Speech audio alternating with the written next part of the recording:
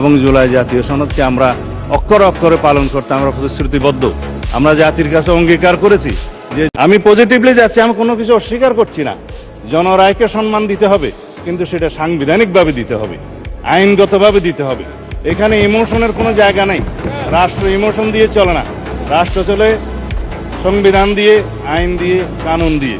তা আমরা সেভাবে যাই এবং জুলাই জাতীয় সনদকে আমরা অক্ষরে অক্ষরে পালন করতে আমরা প্রতিশ্রুতিবদ্ধ। আমরা জাতির কাছে অঙ্গীকার করেছি যে জুলাই জাতীয় সনদ ঐতিহাসিকভাবে যেভাবে স্বাক্ষরিত হয়েছে, রাজনৈতিক সমঝোতার দলিল হিসেবে তার প্রতিটি শব্দকে আমরা সম্মান করি।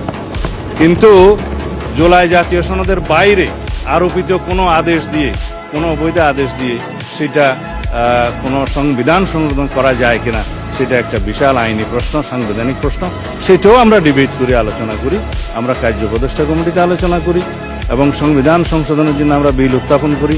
সেই বিল আমরা সমঝোতার ভিত্তিতে এই মহান হাউসে গ্রহণ করি।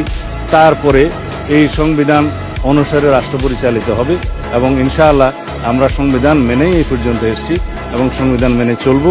সামনের দিনগুলোতে আমরা সাংবিধানিকভাবে এই রাষ্ট্রকে এগিয়ে নিয়ে যাব। ধন্যবাদ মাননীয় স্পিকার।